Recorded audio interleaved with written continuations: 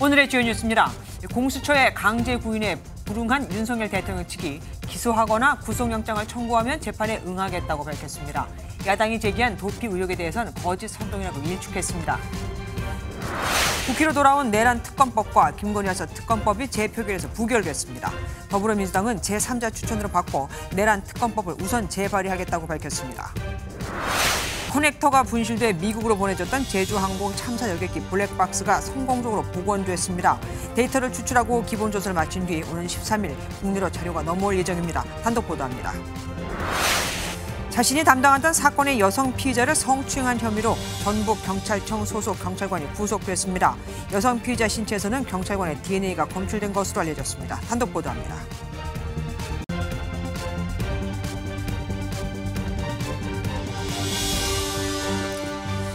공수처가 어제 오후 늦게 윤석열 대통령에 대한 두 번째 체포영장을 발부받았죠.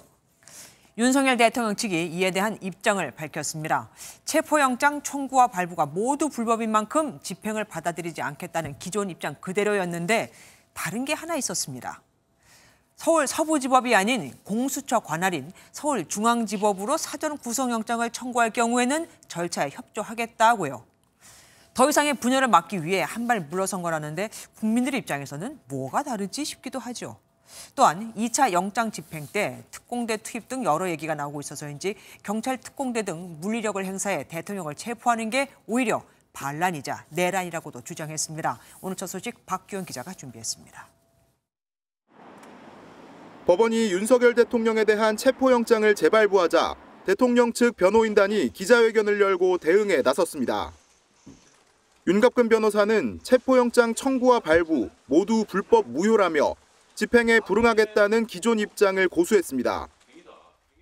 불법적인 어떤 수사나 사법 절차에 대해서 이를 용인하거나 여기에 응하는 것은 굉장히 나쁜 선례가 될 수 있고 다만 적법한 절차에 의한 수사에는 응하겠다며 구체적인 대안을 제시했습니다. 검찰이 기소하거나 공수처가 서울 서부지법이 아닌 본래 관할인 서울중앙지법에 사전 구속영장을 청구해 발부가 이뤄진다면 절차에 응하겠다고 밝혔습니다. 수사와 관련해서는 우선 기소를 해라. 아니면 사전영장을 청구해라. 그러면 법원 재판에 응하겠다. 이런 입장입니다. 윤 변호사는 더 이상의 분열을 막고 국민과 공무원들의 희생을 더 볼 수 없어 한 발 물러난 것이라고 이유를 설명했습니다. 국회의 탄핵소추안 내란죄 철회 논란과 관련해서는 내란죄 부분이 의결서의 80%를 차지한다며 각하해야 한다고 강조했습니다. 또 기일이 연장되는 부분을 막기 위한 꼼수라고 볼 수밖에 없습니다. 갈비가 안 들어간 갈비탕이 나오면 갈비탕입니까? 윤 변호사는 공수처가 체포영장 집행 과정에서 경찰 특공대나 기동대를 동원한다면 반란이자 내란에 해당한다고 주장하기도 했습니다. MBN 뉴스 박규원입니다. 1차 체포영장 집행에 실패한 공수처는 어떻게든 2차 집행을 성공하기 위해 치밀하게 전략을 짜고 있는 것으로 전해졌습니다. 하지만 경호처의 방해 또한 그만큼 더 강경해지겠죠. 이미 대통령 관저 구역은 물론 진입로까지도 철조망으로 둘러싸거나 봉쇄해 놓은 상태니까요. 공수처에 나가 있는 취재기자 연결해 보겠습니다. 이혁재 기자, 공수처가 2차 영장 집행에는 1차 때보다 더 강경한 방법을 동원할까요? 그리고 집행 시점은 또 언제가 될까요? 네, 영장 집행 방식에 대해 고심을 거듭하고 있는 공수처는 이르면 내일 영장 집행에 나설 수도 있습니다. 다만 2차 영장 집행은 반드시 성사시켜야 한다는 부담이 커진 만큼 만약 집행 준비를 하는데 시간과 공을 더 들인다면 집행 시점은 모레나 그 이후로도 미뤄질 수 있는 상황입니다. 오늘 오전 취재진은 이대환 부장검사를 만나 이번 집행에는 경호처 직원들이 막아서면 체포할 것인가를 물었는데요.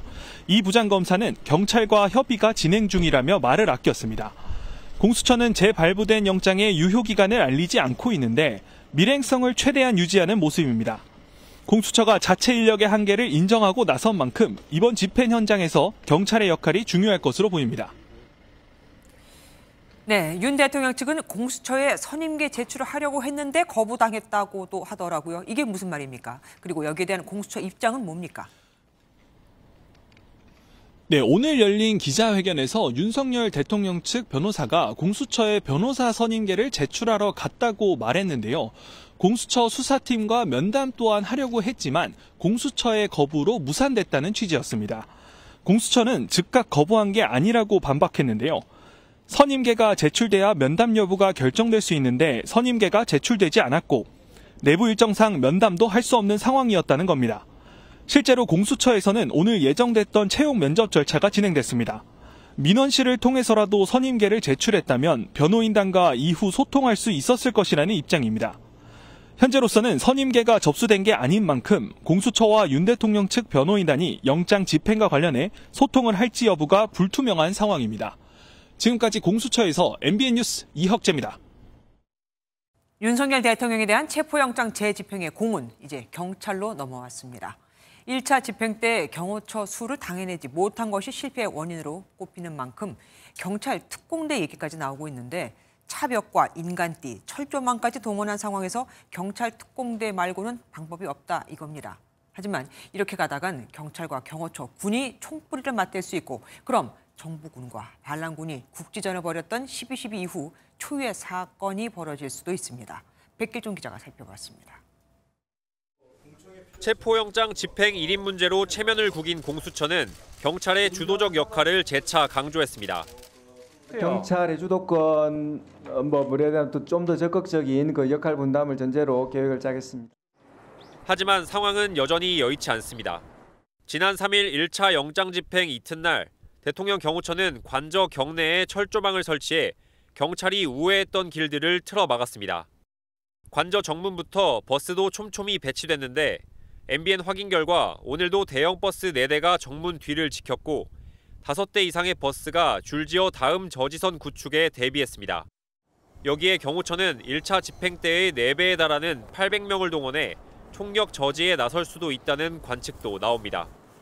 돌파를 위해 경찰 특공대 장갑차 투입까지 거론되는 이유입니다. 경찰 소유의 견인차로 1차로 차벽을 제거한 뒤 장갑차 여러 대를 투입해 차벽을 뚫을 수 있다는 겁니다. 일각에선 아예 헬기를 동원해 경내에 진입할 수 있다는 조심스러운 예측도 나왔습니다. 다만 대테러 임무를 수행하는 경찰 특공대 투입의 적절성 논란이 일 수 있고 무엇보다 유혈 사태로 번질 수 있다는 우려가 큽니다. 때문에 아예 장기전으로 나서자는 의견도 나옵니다. 체포 등 임무에 익숙한 형사 기동대를 투입해 관절을 에워싸고 4인 1조로 경호원들을 체포하는 방식입니다. 형사 기동대는 서울에만 210명, 전국에는 1,335명이나 있어 수적 우위를 점하는 데도 유리하다는 점이 고려된 것으로 보입니다. 경찰은 윤 대통령 2차 체포영장 집행 시 출석 요구에 불응하고 있는 경호처 수뇌부를 먼저 체포해 지휘체계를 붕괴시키는 방안도 검토 중인 것으로 전해졌습니다. MBN 뉴스 백길종입니다. 어쩌면 이번 공수처의 2차 영장 집행은 마지막이 될 수도 있습니다. 이번에도 실패하면 집행이 물리적으로 어렵다는 평가가 나오고 공수처를 폐지해야 한다는 여론이 더 강해질 수 있으니까요. 만약 1차 때처럼 집행이 불발되면 공수처는 다시 체포를 시도하기보단 사전 구속영장을 청구할 것이라는 전망이 나옵니다. 강세영 기자가 취재했습니다. 고위공직자범죄수사처는 윤석열 대통령에 대한 두 번째 체포영장 집행은 꼭 성공하겠다고 강조했습니다. 2차 집행 때는 제대로 진압작전 성공하십시오. 그런 부분 문제가 없도록 저희들 철저하게 준비해서 성공시키도록 하겠습니다. 윤 대통령의 신병을 확보하면 수사에 탄력이 붙게 되지만 만약 실패하게 되면 체포는 물 건너갈 가능성이 커질 것으로 보입니다. 체포 실패 시 집행이 물리적으로 어렵다는 게 드러나게 되고 다시 시도하는 건 무리라는 평가가 나올 수밖에 없기 때문입니다. 법조계에선 공수처가 2차 집행 실패 이후에는 3차 집행보단 사전 구속영장을 청구할 가능성이 크다는 전망이 나옵니다. 차장검사 출신의 한 변호사는 피해자 조사 없이 구속영장을 청구하는 건 이례적이긴 하지만 신병 확보가 불가능한 상황에선 청구하는 사례가 있다고 설명했습니다. 윤 대통령 측도 조건만 맞으면 사전 구속영장에 응하겠다 밝히기도 했습니다. 다만 구속영장마저 기각되면 남은 카드가 사라지기 때문에 공수처는 구속영장 청구에 매우 신중할 것으로 보입니다. 이번 체포영장 집행이 실패하면 수사가 장기간 표류할 가능성이 커 2차 집행이 이번 수사의 최대 분수령이 될 것으로 예상됩니다. MBN 뉴스 강세현입니다. 윤석열 대통령에 대한 체포영장이 재발부되면서 한남동 대통령 관저 앞은 다시 긴장감이 고조되고 있습니다. 관저 인근에서 찬반 집회가 열리면서 시민들이 또 모이고 있는 건데 현장에 나가 있는 취재기자 연결해 보겠습니다. 손선민 기자, 현재 관저 앞 분위기 어떻습니까? 네, 지금 제 뒤로 관저 진입로가 가림막과 경찰들로 가로막힌 모습 보실 수 있을 겁니다. 영하의 추운 날씨에도 관저 인근엔 패딩과 장갑으로 중무장한 시민들이 속속 모여들고 있는데요. 어제 잠시 소강 상태였던 관저 앞 집회는 윤석열 대통령에 대한 체포영장이 재발부된 뒤 다시 긴장감이 고조되고 있습니다. 윤 대통령의 지지자들은 성조기와 태극기를 손에 들고 체포 반대를 강하게 주장했는데요. 이들은 어젯밤 영장 재발부 소식이 전해지자마자 관저 앞으로 집결해 텐트를 치고 밤샘 집회를 이어가기도 했습니다. 윤석열 대통령이 그럼 체포가 되면 어떻게 되겠어요? 지금에 와서는 내란죄가 아니라고 해요. 헌재의 재판을 받을 필요도 없고 기각시켜야 되고. 여기서 100m 떨어진 곳에선 윤 대통령의 체포를 촉구하는 시민단체의 움직임도 있었습니다. 이들은 오늘 오후 3시부터 관저 앞에서 윤 대통령의 퇴진과 공수처의 조속한 체포영장 집행을 촉구했습니다. 윤석열 대통령님은 법을 공부하신 분이잖아요. 그러면 대통령도 법을 지켜야 되는 게 맞지 않습니까? 나오는 게 맞죠. 거기 숨어서 안 나오면 안 되죠. 현재 경찰은 한남대로 도심 방향 3개 차선을 통제하고 기동대를 배치해 충돌 가능성에 대비하고 있는데요. 경호처의 강한 저항 속에 공수처가 영장 재집행에 착수한다면 찬반 집회 역시 과열될 것으로 보입니다. 지금까지 한남동 관저 인근에서 MBN 뉴스 손성민입니다. 그런데 이 와중에 윤석열 대통령 탄핵 심판을 지연시키기 위해 여당이 헌법재판소를 압박했다는 주장이 야권에서 나왔습니다. 여당의 압박을 받은 헌재가 예정에 없던 다른 탄핵 사건들에 대한 기일을 잡으면서 윤 대통령 탄핵 심판 일정에도 영향을 주게 됐다 이건데 여기엔 여당이 아니라 헌재가 바로 반박했습니다. 기일은 미리 통지했다며 사실과 전혀 다르다고요. 이시열 기자입니다. 권성동 국민의힘 원내대표를 비롯한 국민의힘 의원들은 그제 헌법재판소를 항의 방문했습니다.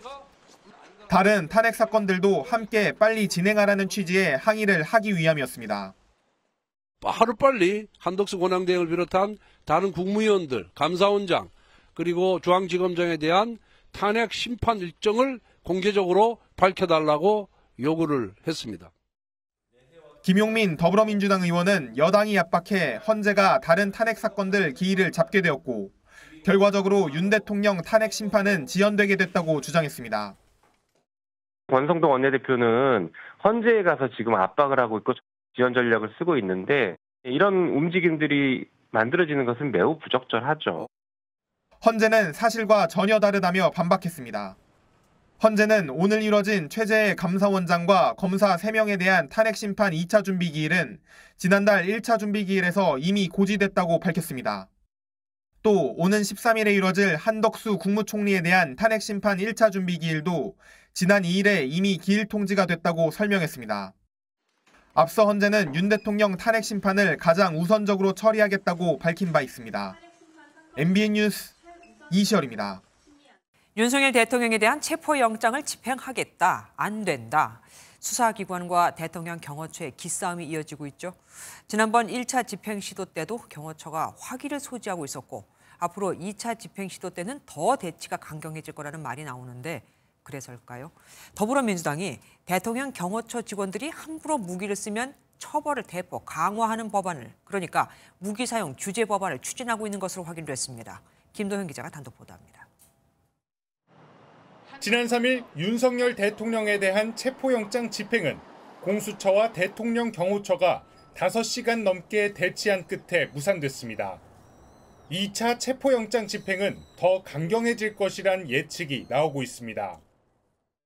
2차 영장 집행이 마지막 영장 집행이라는 그 비장한 각오로 철두철미하게 준비해서 대통령 경호처 역시 사법적 책임도 감수하겠다며 물러서지 않고 있습니다.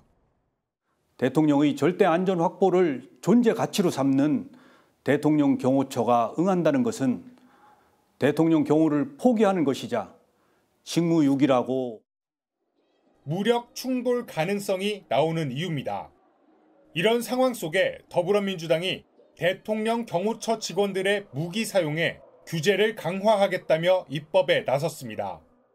현행법상 경호처 직원은 다른 수단이 없다고 인정되는 상당한 이유가 있을 때 무기를 사용할 수 있습니다. 개정안은 이 규정을 어기면, 즉 상당한 이유가 없이 무기를 쓸 경우 최대 징역 10년과 1억 이하의 벌금에 처하도록 처벌 규정을 대폭 강화했습니다. 경호처 직원들이 무기를 사용할 수 있다는 우려가 제기된 만큼 무기 소지와 사용에 대한 책임감을 강화한다는 취지입니다. 여권은 민주당의 입법 폭주라며 반발했습니다.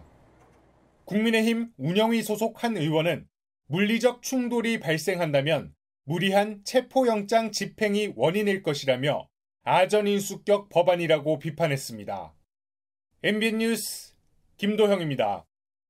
대통령실을 상대로 계엄 현안을 묻기 위해 열린 국회 운영위원회는 증인들이 모두 나오지 않으면서 파행됐습니다. 벌써 세 번째 회의 불발입니다. 야당 의원들은 대통령실과 여당을 비난하며 불출석한 증인 모두를 다 고발하기로 했습니다. 정태훈 기자가 보도합니다. 국회 운영위 회의장의 증인석 자리가 모두 비어 있습니다. 12.3 비상계엄 사태 관련 현안 질의에 정진석 대통령 비서실장 등 대통령실 직원들이 수사 중이라거나 경우 업무를 이유로 불참한 겁니다. 야당은 국민을 무시하는 처사라며 맹비난했습니다. 대통령실의 그 누구도 그날의 경위에 대해 한마디 설명을 내놓지 않고 있습니다. 어떻게 이렇게 뻔뻔하고 무책임합니까?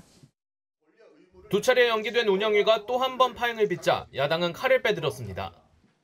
정 비서실장과 박정준 경호처장 등 증인 22명 전원을 고발하고 오는 17일 경호처만을 대상으로 현재 대통령 체포영장 집행 상황에 대한 현안 질의를 갖기로 의결한 겁니다. 국민의힘은 협의되지 않은 회의라며 불참한 가운데 야당의 독단적 의사진행에 불만을 나타냈습니다. 특히 일방회의 개최를 정치쇼로 규정하며 흥행을 위해 하는 것이지 진실규명에는 도움이 안 되는 행위라고 비판했습니다. MBN 뉴스 정태웅입니다. 오늘 국회에선 정부가 거부권을 행사한 법안 8개에 대해 재표결이 이루어졌습니다. 가장 큰 관심은 역시 쌍특검법이었는데 내란 특검은 2표 차, 김여사 특검법은 4표 차로 부결됐죠. 민주당은 즉각 지금 있는 내란죄에 더해 외환죄까지 추가한, 하지만 여당이 문제 삼고 있는 조항도 바꿔서 즉각 재발의하기로 했습니다. 이대로라면 끝이 없는 도돌이표가 될 테니까요. 이규옥 기자가 보도합니다. 연단에선 우원식 국회의장이 작심 발언을 쏟아냈습니다. 내란 특검법 필요성을 강조하며 재의결에 힘을 보탠 건데 국민의힘에서 반발의 목소리가 나왔습니다. 대한민국이 어떤 나라가 될지의 갈림길에 서 있습니다.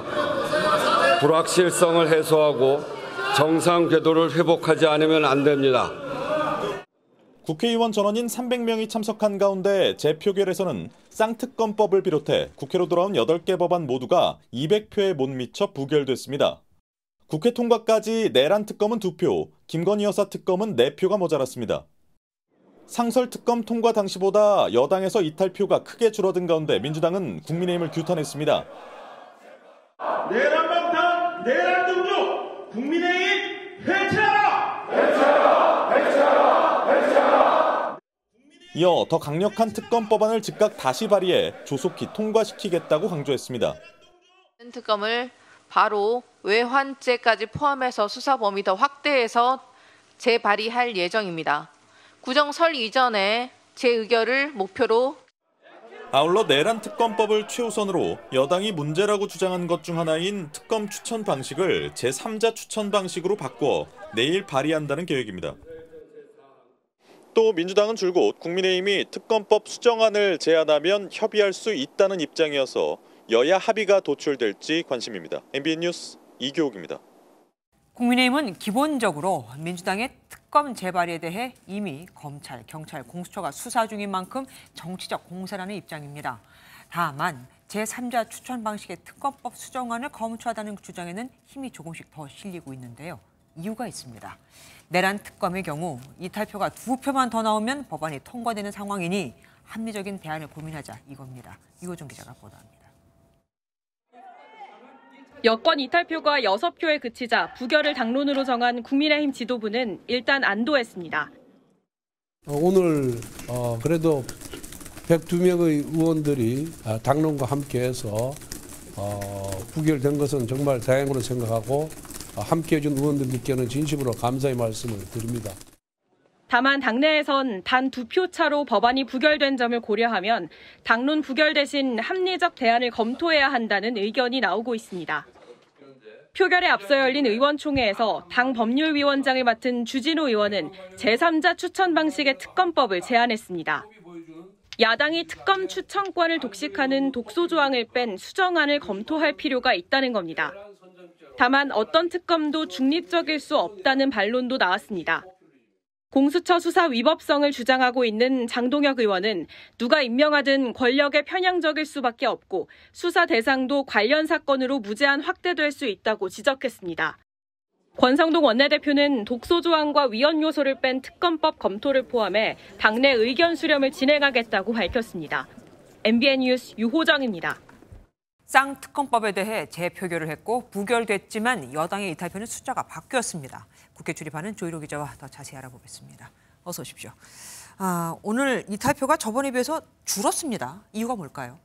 네, 최근 보수 세력이 결집하면서 요 며칠 국민의힘 당내 분위기를 취재해보면 다소 고무돼 있다는 걸 알 수 있습니다. 김건희 특검법 이탈표도 이 연장선상에서 해석할 수 있는데요. 지난 제2결 때 6표가 이탈했는데 오늘은 4표 이탈로 2표가 줄었습니다. 이렇게 이탈표가 준 가장 큰 이유로는 민주당 주도로 윤 대통령 탄핵 사유에서 내란죄를 철회하면서 국민의힘이 단일 대우로 뭉친 것을 꼽을 수 있습니다. 또 이와 별개로 국민의힘 한 의원은 재발의를 거치면서 의원 개개인이 법안에 대한 이해도가 높아졌고 이대로는 통과시키면 안 되겠다는 의견이 많아졌다고도 밝혔습니다. 국민의힘에서는 어떤 내용을 문제 삼고 있는데요? 네, 여당에선 야당이 단독으로 특별검사를 임명한다는 내용에 더해 특검의 수사 대상이 지나치게 광범위하다는 점을 지적하고 있습니다. 그래서 지도부를 중심으로 독소 조항을 빼고 제3자가 추천하는 수정법안을 만들려는 움직임이 나오고 있습니다. 독소 조항이 제거되고 수정안을 논의할 수는 있다고 우리 박형수 수석께서 말씀하신 바는 있습니다. 그러나 민주당과 어떠한 논의도 제안도 대화도 없는 상황입니다. 이 권성동 원내대표도 오늘 독소 조항을 뺀 특검법 제안 등을 당 차원에서 논의하자고 밝혔는데요. 이 제3자 추천 방식과 기간 축소 등 수정안으로 야당과 협의에 나설 것으로 보입니다. 그런데 오늘 당내에서 특검법에 찬성표를 던진 의원들에 대해서 탈당 압박도 있었다고 들었습니다. 그렇습니다. 권 원내대표는 이 민주당은 당론을 정하면 이탈 없이 단일 대우를 형성하는데 왜 국민의힘은 그러지 못하느냐며 불만을 드러냈습니다. 그러면서 당론을 따르지 않는 의원들을 향해 탈당을 고려해보라며 압박하기도 했습니다. 당론과 반대의 그런 행위를 하고 방송이나 언론과 인터뷰를 통해서 당론에 반대되는 행위를 한 김상욱 의원에 대해서는 탈당을 진지하게 고려해보라고 권유를 했습니다. 해놓고 말을 했네요. 김상욱 의원은 뭐라고 얘기합니까? 네, 이 탈당 권유를 받은 김상욱 의원은 그동안 소신 발언과 표결로 당내에서 응원과 비판을 동시에 받아왔습니다. 김 의원은 일종의 마녀 사냥이라며 탈당할 계획은 없다고 밝혔습니다. 해당 행위로 몰려서 탈당 요구까지 받는다면 이것은 일종의 마녀 사냥이고 일종의 메카시즘이라는 생각도 듭니다.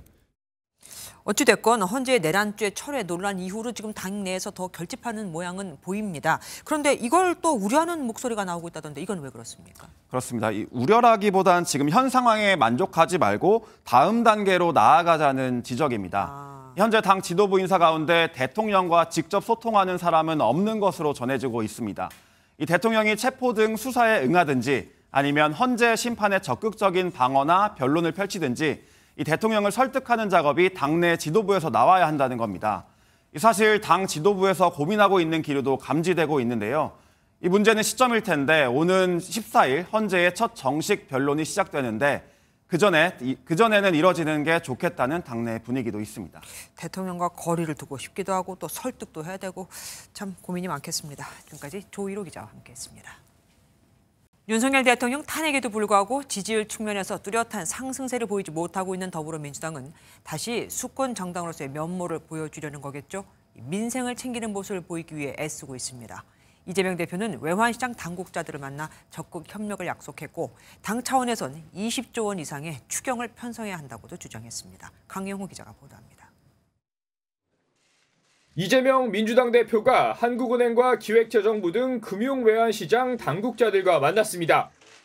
12.3 비상계엄 사태 이후 환율이 급등하는 등 불안정한 상태인 외환시장을 점검하기 위해서입니다. 이 대표는 정치가 경제에 영향을 미치고 경제가 정치에 영향을 미치는 것이 현실이라며 국정에 대한 적극적인 협력을 약속했습니다. 금융외환 당국도 또 정치권에 또 필요한 요청할 것들이 있으면 저희도 적극적으로 협력하겠다는 말씀드립니다. 지난해 예산 정국 당시 여당과의 이견 속에 감액 예산안을 단독 통과시킨 민주당은 추가 경정 예산안 편성 논의도 본격화했습니다. 최소 20조 원 규모의 추경을 편성해 민간 소비 영역과 건설 분야 등 침체된 경기를 살리고 미래 산업 등에 투입하자고 주장했습니다. 상반기 중 예산의 67%를 조기 집행하겠다고 합니다. 역부족입니다. 역대급 슈퍼 추경이 그래서 조속히 이루어져야 합니다. 국민의힘은 이 같은 요구에 무차별 현금 뿌리기식 낭비성 추경이라며 비판적 입장을 낸 가운데 여야는 내일 첫 국정협의체 실무협의를 갖기로 했습니다.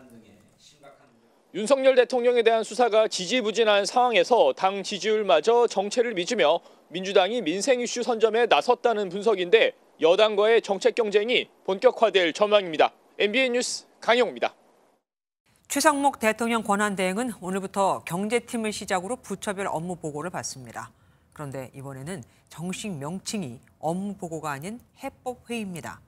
보고를 받는 게 아니고 해법을 같이 논의하는 자리라는 건데 최 대행이 대통령 놀이를 하는 게 아니냐는 비판을 의식한 것으로 보입니다. 이승훈 기자가 보도합니다. 최상목 대통령 권한대행을 비롯해 대통령실과 총리실, 경제부처 고위 관계자들이 한자리에 모였습니다. 경제 1분야의 4개 부처, 금융위원회와 산업통상자원부, 공정거래위원회 중소벤처기업부가 최상목 권한대행에게 올해 업무 계획을 보고하는 자리입니다. 최 권한대행은 올해 성장률 전망치가 1.8%까지 낮아지는 등 경제 상황이 엄중한 점을 감안해 경제팀을 첫 보고부처로 정했습니다. 범부처가 원팀으로 뭉쳐서 민생과 경제가 조속히 안정될 수 있도록 정책 역량을 집중해야 하겠습니다. 그런데 올해는 부처 장차관이 대통령에게 보고하는 통상적인 방식 대신 주요 현안 해법 회의로 진행됐습니다. 최 권한대행이 대통령 놀이를 한다는 정치권에서 제기되는 비판을 의식해 자세를 낮춘 겁니다. 해법 회의라는 명칭 역시 최 권한대행이 직접 제안한 것으로 알려졌습니다. 산업부는 반도체와 자동차 등 미래 먹거리 지원 방침을 밝혔고 금융위와 중기부는 내수 부진과 고금리에 고통받는 자영업자와 서민 지원책에 초점을 맞췄습니다. 은행권 중심으로 소상공인 지원 대책을 차질 없이 시행해 나오고 국민들이 금리 부담을 줄일 수 있도록 토론 형식으로 진행되는 올해 정부 업무 보고는 내일 외교안보에 이어 14일까지 5분야에 걸쳐 이뤄집니다. MBN 뉴스 이승훈입니다. 제주항공 참사 소식 단독 보도 전해드리겠습니다. 여객기에서 나온 블랙박스 중 비행 기록 장치는 커넥터 분실로 국내에서 자료를 추출할 수 없어 미국으로 보내졌죠. 다행히 미국에서는 연결에 성공해 어젯밤부터 데이터 추출이 시작됐습니다. 다음 주 월요일쯤이면 이 데이터를 들고 국내로 귀국한다는데 이렇게 되면 이르면 다음 주 사고 원인의 실마리가 잡힐 수도 있습니다. 이혁근 기자가 단독 보도합니다. 제주항공 참사 원인을 밝히는 핵심 열쇠는 블랙박스입니다. 특히 2개의 블랙박스 중 비행 기록 장치엔 비행기의 고도와 속도, 엔진 추력, 랜딩 기어 작동 여부 등의 정보가 모두 담겨 있습니다. 하지만 제주항공 사고기에선 전원과 저장소를 연결하는 커넥터가 사라진 채 발견돼 결국 미국으로 보내야 했습니다. MBN 취재 결과 한미합동조사단은 어젯밤 미국에서 비행기록 장치 커넥터를 찾아 연결에 성공한 것으로 확인됐습니다. 손상된 비행 기록 장치는 미국에 도착하여 미국 교통안전위원회와 함께 수리 및 자료 추출 등 분석에 착수하였습니다. 음성 기록 장치는 이미 국내에서 녹취록 작성을 마친 만큼 모든 블랙박스의 복원이 눈앞에 있는 겁니다. 비행 기록 장치에서 데이터를 뽑아내는 데는 사흘, 기초 분석엔 이틀 정도가 걸립니다. 사고조사위원회 관계자는 오는 13일 기초 분석을 마친 비행 기록 장치 자료를 들고 조사관들이 귀국할 예정이라고 밝혔습니다. 사고조사위원회가 블랙박스와 CCTV, 관제사 진술 등을 시간 순으로 나열해 분석하면 이르면 다음 주 참사 원인에 대한 실마리가 풀릴 전망입니다. MBN 뉴스 이혁근입니다. 자신이 담당하던 사건 피의자를 성추행한 혐의로 현직 경찰관이 구속됐습니다. 경찰청 지침에는 피의자를 검찰로 호송할 때 경찰관 3명이 동행을 하게 돼 있는데 해당 경찰관은 굳이 차에 탄 다른 경찰관을 내리게 하고는 혼자서 이 여성 피의자를 호송했다고 합니다.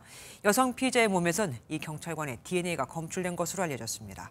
강세훈 기자가 단독 취재했습니다. 검찰은 지난해 11월 전주 완산경찰서를 압수수색했습니다. 해당 경찰서 A경위가 자신이 맡은 사건의 여성 피의자를 성추행했다는 신고가 접수된 겁니다. 검찰은 조사를 거쳐 A경위를 구속했습니다.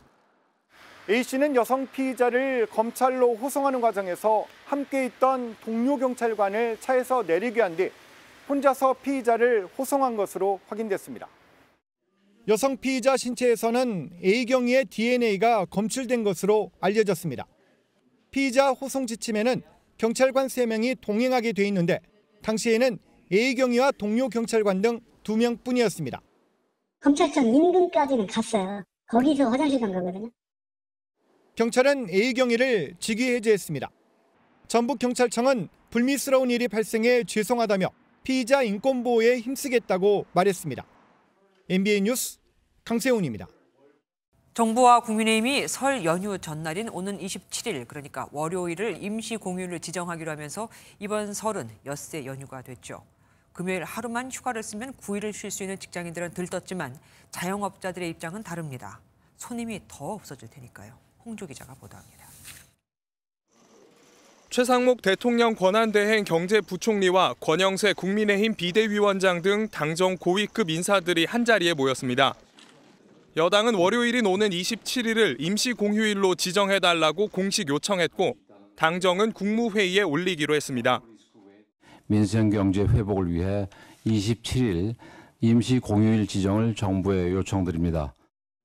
2025년 1월 27일을 임시 공휴일로 지정하는 것으로 협의하였습니다. 임시 공휴일 하루의 생산 유발액이 4조 2천억 원에 달한다는 조사 결과도 있어 정부는 내수를 살리는 데 도움이 될 것으로 기대하고 있습니다. 31일 하루만 휴가를 내면 9일을 쉴 수 있게 돼 직장인들은 들뜬 마음에 여행 계획을 세웠습니다. 일단 여행을 좀 다니고 싶거든요. 뭐 집에서 쉴 수도 있고 뭐 가족끼리 보내고 뭐 그렇게 할 생각입니다. 포레일은 이미 설 연휴 전후 주말까지 11일 특별 수송 기간으로 정해 대비에 들어갔고 항공업계도 늘어날 여행 수요에 대비하고 있습니다. 반면 명절마다 매출이 25% 수준으로 급감한다는 시장 상인들은 길어진 연휴가 야속합니다. 공휴일 되면 나오지를 않아요. 시장 상인들은 아주 임시 공휴일 되는 거 좋아하지를 않아요. 정반대입니다. 임시 공휴일 지정은 다음 주 국무회의 심의 의결을 거쳐 최종 확정됩니다. MBN 뉴스 홍지호입니다. 전국이 매서운 한파에 꽁꽁 얼어붙었습니다. 서울 전역엔 올겨울 첫 한파주의보가 발령됐고 전북 일대엔 물기를 머금은 눈발에 지붕들이 무거워졌죠. 내일은 기온이 더 떨어져 서울이 영하 12도까지 떨어지는 등 한파가 절정을 맞을 거라고 합니다. 김민수 기자가 보도합니다. 내장산 단풍 고개가 하얀 가루를 뿌려놓은 듯 온통 눈밭입니다. 산기슭을 타고 올라간 마을엔 주민들이 밤새 내린 눈을 퍼내고 있습니다. 25cm, 근 30cm 정도인데. 오래돼서 제일 많이 났어요. 무릎도 아프고 병원에 가야 되는데 다음 주 어딜 날은 화요일 가야지. 전북 정읍시 내장동엔 오늘 오전 시간당 최대 8.5cm의 폭설이 쏟아지다가 오후 들어 그쳤습니다. 하지만 전북에 여전히 대설특보가 발령돼 있어 언제든 굵은 눈발이 내릴 수 있습니다. 전북을 중심으로 모레까지 예상 적설량은 20cm 이상, 많은 곳은 30cm 이상입니다. 편서풍에서 떨어져 나온 전리저기압이 북쪽에 정체하면서 한반도를 냉각하고 있습니다. 전리저기압의 기온은 영하 40도를 밑도는데 북서풍까지 불면서 한반도에 한파와 폭설을 불러오고 있습니다.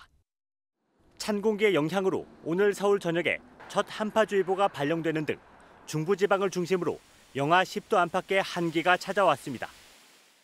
찬 공기 남하로 9일과 10일 낮에도 영하의 추위가 이어지겠으며 중부 내륙은 아침 최저 기온이 영하 12도 내외로 떨어져 매우 춥겠습니다.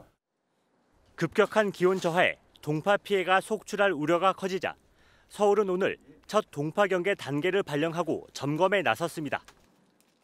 방풍창 없는 복도식 아파트가 굉장히 동파가 많이 발생이 됩니다. 왜냐하면 이 외기 차단이 안 되기 때문에. 서울시는 당분간 외출할 때 수돗물을 틀어서 물이 가늘게 흐르도록 해야 동파를 막을 수 있다고 당부했습니다.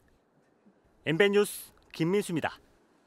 이처럼 큰 폭으로 기온이 떨어지는 날씨에는 규칙적이고 또 강한 운동이 독이 될 수도 있다는 걸 아십니까?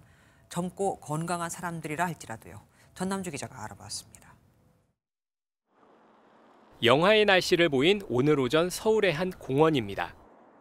대부분의 사람이 장갑과 모자를 착용하고 산책 중이지만 일부 시민들은 달리기를 하거나 근육 운동을 하고 있습니다. 기온이 뚝 떨어진 날씨에 규칙적인 운동을 고집한다고 무리하게 몸을 썼다가는 건강에 독이 될 수 있습니다. 한파에는 혈관이 수축하면서 혈액의 흐름이 빨라지고 혈관 내 지방 덩어리가 터지며 혈관을 막기 때문에 위험합니다. 심뇌혈관 질환과 관련이 있는 사람들은 각별히 주의하는 반면 평소 건강하다고 자부하는 사람들은 한파의 위험성을 낮게 인식하는 편입니다. 심장 쪽 안 좋은 사람은 찬바람 쐬고 또 추운 날에는 좀 안 좋아서 수치 때문에 집에서만 방에서만 조금씩 운동하는 거. 또 가족력이 있는 사람들은 주의가 필요합니다. 아버님이나 이런 분들이 젊은 나이에 대동맥 질환을 진단받은 적도 있거나 협심증이나 이런 것들이 진단받은 경우가 있는 경우에는 항상 주의를 하셔야 되고 날씨 변화나 이런 데 위험 인자가 될 수 있기 때문에 주의하셔야 됩니다. 특히 고혈압이나 당뇨 환자는 추운 날씨가 이어지는 기간에는 상태가 나빠질 수 있어 각별히 신경 써야 합니다. 실내에 있다가 외출할 경우 미리 스트레칭이나 가벼운 움직임으로 체온을 올려놓고 나가는 것도 도움이 된다고 전문가는 조언했습니다. MBN 뉴스 전남주입니다. 이번 세계 최대 IT 가전 박람회 CES에서는 사람들의 이동을 돕는 모빌리티가 AI와 함께 주요 테마로 선정됐습니다. LG전자와 현대모비스 등 국내 기업들은 운전자 맞춤형 기술을 선보이며 주목을 받았고 중국 기업은 하늘을 나는 플라잉카 실물을 공개하며 관람객들의 눈길을 사로잡았습니다. 미국 라스베이거스 현지에서 권여봉 기자가 전해왔습니다. AI가 운전자의 얼굴을 인식해 시선의 위치와 감정을 실시간으로 보여주고 주행 결과까지 분석해줍니다. 제가 직접 운전석에 앉아봤는데요. 운전대에서 손을 떼거나 전화를 받는 등 움직임을 감지하고 전방 주시 여부 등 운전자 상태까지 분석해줍니다. 운전자의 상태를 잘 이해하여서 더 안전하고 편리하게 이동할 수 있도록 도와주고 운전석 앞 유리창에 시야 방해 없이 주행 정보를 선명하게 보여주는 기술도 나왔습니다. It will be a lot safer and of course convenient and efficient as well since they will not require to look at the dashboard since it will be like all-in-one in the windshield. 차량 조명으로 다양한 메시지를 표현하는 조명 모듈은 CES 혁신상을 수상하며 기술력을 검증받았습니다. 자동차 트렁크에선 하늘을 나는 택시 플라잉카가 나와 날아오릅니다. 중국 모빌리티 기업은 이 플라잉카의 실물을 전시장에 배치해 관람객들의 발길을 멈추게 합니다. 이와 함께 사람의 조작 없이 스스로 움직이는 자율주행 기반의 초대형 덤프트럭과 농사용 트랙터도 눈길을 사로잡았습니다. 이곳 CES에 모인 전 세계 모빌리티 기업들은 자신만의 새로운 기술을 선보이며 모빌리티 산업의 미래를 보여줬습니다. 라스베이거스에서 MBN 뉴스 권용범입니다. 트럼프의 말대로라면 남의 나라 땅을 우기면 빼앗을 수도 있는 걸까요? 트럼프 당선인이 파나마 운하의 통제권을 갖고 오고 덴마크의 그린란드를 매입하겠다며 필요하면 무력도 사용하겠다고 밝혔습니다. 특히 그린란드는 트럼프의 장남 및 직접 방문까지 하며 눈독을 들이고 있습니다. 워싱턴에서 강영구 특파원이 전해왔습니다. 트럼프 당선인이 노골적으로 영토 확장 의지를 드러냈습니다. 파나마 운하와 덴마크령 그린란드에 대한 통제권을 확보하기 위해 군사 행동도 불사하겠다는 겁니다. The Panama Canal was built for our military. I'm not going to commit to that now. It might be that you'll have to do something. Look, the Panama Canal is vital to our country. It's being operated by China. China. 특히 그린란드 매입 의사를 밝힌 데 이어 여의치 않으면 미국 합병을 추진하고 덴마크가 방해하면 높은 관세를 부과하겠다고 으름장을 놨습니다. The people are going to probably vote for independence or to come into the United States. But if they did do that, then I would tariff Denmark at a very high level. 트럼프 당선인의 장남 트럼프 주니어도 그린란드를 직접 방문하며 압박 수위를 높였습니다. 앞서 미국은 2차 세계대전 직후에도 트루먼 전 대통령이 그린란드 매입 의사를 밝혔지만 덴마크가 거부한 바 있습니다. USA er vores absolut tætteste allierede eller andre lande, men Grønland det er grønlændernes. 트럼프 당선인은 캐나다 합병 주장을 이어갔고 미국 남부 바다인 멕시코만의 명칭도 미국만으로 바꾸겠다고 밝혔습니다. 트럼프 당선인이 본격적으로 영토 확장 의지를 드러낸 가운데 여기에는 중국 견제에 대한 미국의 불안감이 담겨 있다는 분석입니다. 워싱턴에서 MBN 뉴스 강영구입니다. 어제 오전 중국 티베트를 덮친 규모 7.1의 강진에 따른 사상자가 300명 이상으로 늘었습니다. 세계에서 가장 높은 에베레스트 산에서 얼마 안 떨어진 고원지대여서 산소 부족과 영하 18도의 강추위로 구조 작업도 쉽지 않습니다. 베이징에서 김한준 특파원이 전해왔습니다. 구조대원들이 삽으로 쉴 새 없이 잔해 더미를 치웁니다. 삽이 없으면 맨손으로도 퍼내더니 결국 매몰된 주민 한 명을 발견해 구조하는 데 성공합니다.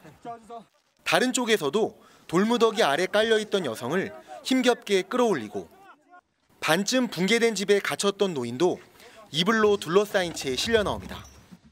那些房子对面房子里面全部裂开了，然后我们村里面这边是村委会，里面好像是砸伤了一个人，被消防和120的拉走了。 중국 남서부 티베트를 덮친 규모 7.1의 강진으로 지금까지 126명이 숨지는 등 300명이 넘는 사상자가 발생했습니다.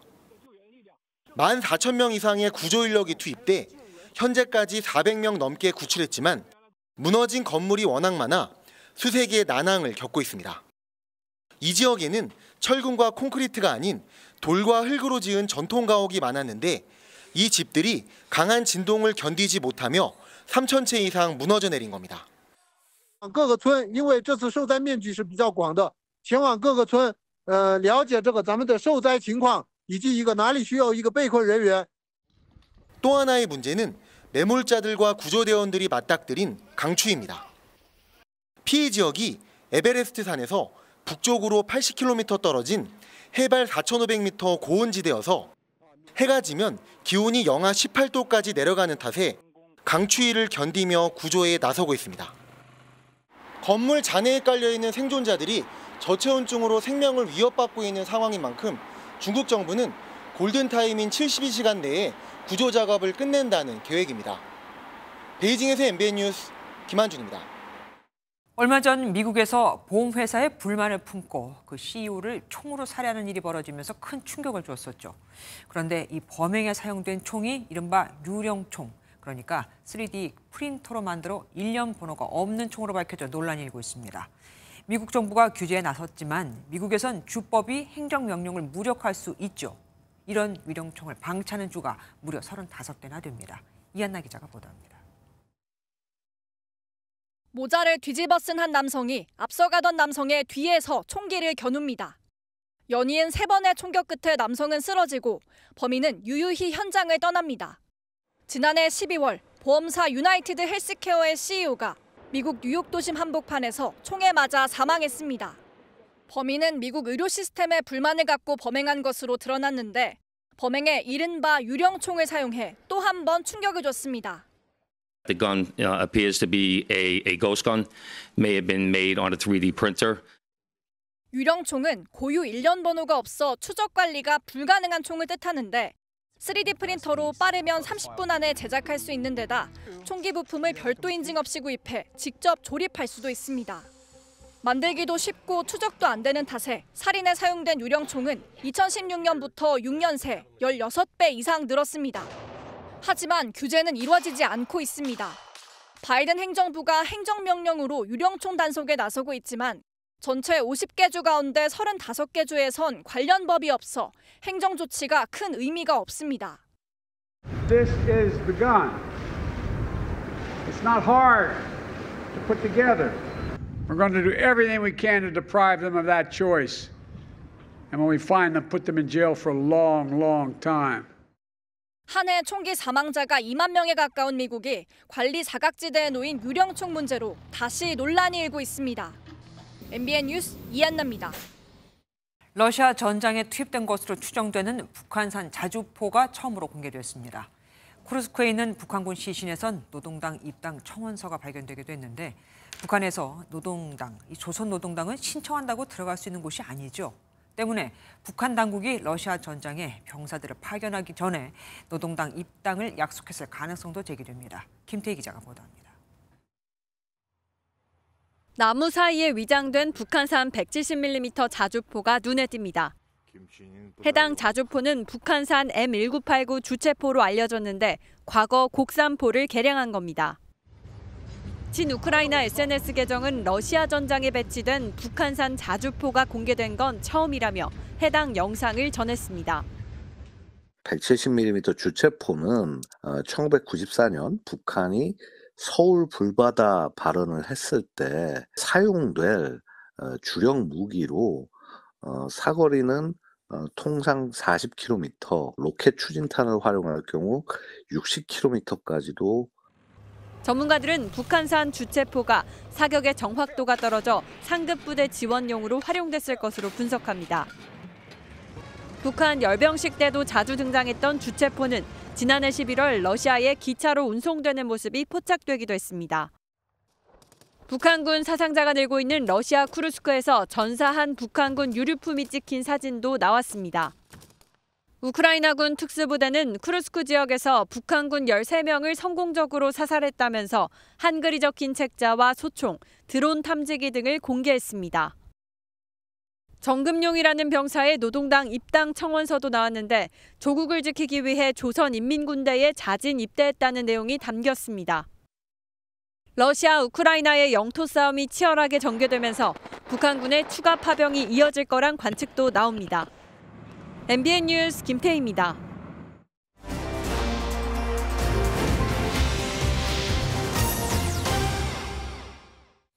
연말연시 김정은 북한 국무위원장의 공개 행보에는 항상 딸 주애가 함께했습니다. 김정은의 후계자 자리를 굳히는 걸까요? 평양 돋보기 외교안보팀 김세희 기자와 함께 분석해 보겠습니다. 어서 오십시오. 김정은의 딸 주애가 지금 계속해서 모습을 보이고 있습니다. 네, 맞습니다. 우선 지난해 12월 31일 신년 경축 공연 행사에 참석했습니다. 또 이틀 전에는 신형 극초음속 IRBM 시험 발사 모습을 아버지와 지켜봤는데요. 네. 주애는 지난 2022년 화성 17형 ICBM 시험 발사 현장에서 처음으로 모습을 드러냈었습니다. 북한 보도들은 김주애를 부를 때 존귀하신, 존경하는, 사랑하는 자제분이라고 부르고 2023년 11월에는 조선 샛별 여장군이라고도 불렀습니다. 2023년에는 19번, 지난해에는 13번 활동하면서 올해는 얼마나 공식 행사에 참석할지도 주목됩니다. 언론들이 김주애에 대해서 2013년생이다. 그리고 김정은의 첫째라는 식으로 보도를 많이들 하더라고요. 네. 근거가 뭡니까? 주의 존재를 지난 2013년 방북한 미국 프로농구 선수 출신인 데니스 로드먼 통해 알려졌기 때문인데요. 로드먼은 방북한 뒤 인터뷰에서 리설주는 끊임없이 아름다운 딸 이야기를 했다고 밝혔습니다. 로드먼의 전 매니저 크리스 볼로는 10년이 지난 2023년 5월에도 인터뷰에서 김주혜가 당시 기어다니지 못하는 갓난아이였다고 설명했습니다. 이를 통해 김주혜의 나이가 2013년에 태어났다는 추정이 가능해진 것입니다. 그런데 김주혜가 김정은의 첫째 아이가 아니다. 숨겨진 2013년 아들이 있다는 말도 있어요. 네, 그런 이야기들이 속속히 나왔었는데요. 한국 정부가 2010년 김정은의 관저로 남자 아이용 기저귀와 최고급 장난감이 전해졌다는 정보를 확보한 것으로 전해집니다. 그래서 2013년생인 김주혜보다 오빠인 첫째 아들이 있을 것이라고 추측해왔는데요. 그 나이 때 김정은과 김여정은 스위스에 유학가 있었거든요. 김주혜를 계속 띄우는 것은 저는 그 아들 유학을 은폐시키는 것 아닌가. 하지만 이후 아들에 대한 추가 증거나 증언이 나오지 않으면서 주장의 신빙성에 의문이 좀 제기된 상태입니다. 그래서 우리 정보 당국이 김주혜가 후계자일 가능성에 대해서 긍정적인 입장으로 바꾼 거군요. 네, 맞습니다. 국정원이 지난해 1월 국회에 제출한 서면 답변에서 처음으로 김주혜를 유력한 후계자라고 인정했습니다. 네. 김여정의 안내를 받거나 최선희의 보좌를 받는 등 활동이 그리고 그 지위가 일부 격상된 것으로 보인다고 했습니다. 다만 김정은이 아직 젊고 건강에 큰 문제는 없는 데다 변수가 많기 때문에 모든 가능성을 열어두고 주시하고 있다고 덧붙였습니다. 그런데 김주혜가 후계자가 된다면 북한 최초의 여성 최고 지도자가 되는 거 아니겠습니까? 생각해보면 한국과 비교할 수 없을 정도로 북한은 경직돼 있는 경우가 많은데 그런 북한에서 여성 최고 지도자를 받아들일 수 있을까요? 그런 전망이 좀 나오고 받아들이기 어렵다. 북한 사회에서 여성 지도자가 되기 위해서 김주혜는 좀 과정이 험난할 거란 분석 많습니다.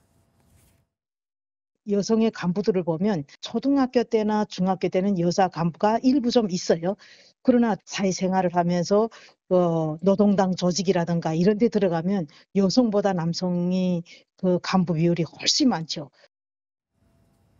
취재 중에 북한 이탈 주민들을 좀 많이 만나봤었는데요. 특히 여성들 같은 경우에는 북한의 가부장적인 분위기를 고려하면 여성 지도자의 리더십을 좀 상상하기는 어렵다는 말도 있었습니다. 예, 그러니까요. 일반 여성들은 상상도 못할 일을 어쩌면 하고 있을지도 모르겠다는 생각도 듭니다. 지금까지 김세희 기자와 함께했습니다. 고맙습니다.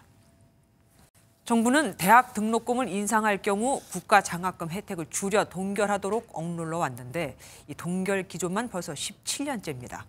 더는 못 참겠다며 등록금을 대폭 올리는 대학이 늘면서 도미노 인상 사태가 벌어지고 있습니다. 장학금 혜택보다 등록금 인상으로 얻는 이익이 더 크다 이겁니다. 안병수 기자가 보도합니다. 대학 정문에 등록금 인상을 반대하는 학생 대자보가 붙었습니다. 연세대는 올해 학부 등록금을 인상하기로 방향을 정하고 지난해보다 5.49% 올리는 안을 제시했습니다. 법정 최대폭으로 15년 만에 등록금 인상입니다. 재학생 10명 가운데 9명은 등록금 인상에 반대합니다. 최종 결정 전 학생과 협의를 거치지만 사실상 인상을 피하기는 어려워 보입니다. 어려워진 상황에서 책임을 오롯이 지금 학생들이 져야 되는 구조가 된 것 같다는 생각이 많이 듭니다. 재정난을 호소하던 다른 대학에서도 등록금 인상이 이어지고 있습니다. 90개 사립대 가운데 절반 이상이 등록금을 올리겠다고 답했고 이미 국민대는 지난해보다 4.97%, 서강대는 4.85% 올렸습니다. 교육부는 긴급 간담회를 열었습니다. 등록금을 동결해 주시기를 요청드립니다. 금년에는 대학의 재정적 어려움을 조금이나마 해소할 수 있도록 국가장학금 2유형의 참여 조건을 완화하였습니다. 등록금 동결 시 교육부가 주는 국가장학금은 20억 원 수준입니다. 등록금을 5%가량 인상할 때 거둘 예상 수입은 20억 원에서 50억 원가량입니다. 대학 회계에는 인상이 유리합니다. 등록금에만 기댄 사립대학이 10년 동안 쌓은 적자는 무려 20조 원으로 부실 경영의 폐해를 결국 학생에게 떠넘기고 있습니다. MBN 뉴스 안병수입니다. 연초 명품 브랜드부터 식품, 화장품까지 가격이 줄줄이 오르고 있습니다. 그런데 어수선한 시국에 설 물가 관리 눈치를 보느라 관망하고 있는 기업도 적지 않아서 설 이후가 더 걱정입니다. 신용수 기자가 보도합니다. 백화점 명품 매장 스카프 가격이 지난해 말보다 10% 이상 올랐습니다. 70만 원 아니요. 48만 원까지. 작년이 이제 금액이 가격 올랐어요? 예, 조정됐습니다. 주요 명품 브랜드들이 연초에 가격을 올리고 나는데 올해도 에르메스와 펜디, 롤렉스, 샤넬 등이 이미 가격 인상을 결정했고 루이비통도 인상을 검토 중인 것으로 알려졌습니다. 먹거리 가격도 예외가 아닙니다. 크라운 제거와 오리온이 연말에 일부 제품 가격 인상을 단행했고 대상은 다음 주부터 마요네즈와 후추 등의 가격을 올릴 예정입니다. 화장품 브랜드 일부도 원가 인상 압박을 이유로 인상 행렬에 동참했습니다. 지난해는 장을 볼 때 좀 괜찮은데 요새 작년 한 11월, 12월 달서부터 물가가 좀 올라가가지고 조금 힘들어요. 문제는 설 이후입니다. 상당수 기업들이 어수선한 전국에 눈치 보고 있는데 더 이상 버티기 어렵다는 분위기도 감지됩니다. 어수선한 시점에 가격 인상한다고 하면은 양쪽에서 두드려 맞기 때문에 그리고 더 이상 안 하면은 완전히 빠그러질 것 같은 상황이라서. 또 설을 앞두고 정부가 물가 잡기에 집중하는 때인 만큼 명절이 지난 2월부터 가격이 본격적으로 오를 것이라는 전망도 나오고 있습니다.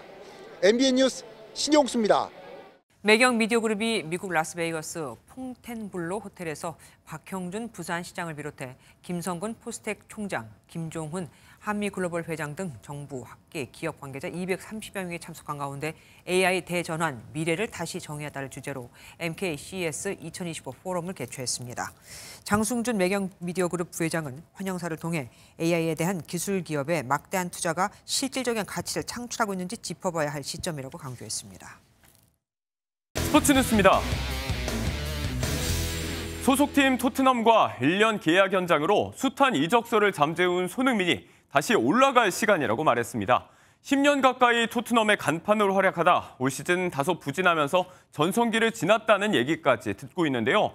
거취 문제를 일단락짓고 온전히 경기에 집중하게 된 손흥민의 활약이 주목됩니다. 최영규 기자입니다. 맨체스터 유나이티드와 바이에른 뮌헨, 바르셀로나 이적설까지 돌았던 손흥민의 선택은 결국 토트넘이었습니다. 내년 여름까지 토트넘과 계약을 연장한 손흥민은 팀을 향해 변함없는 애정을 보냈습니다.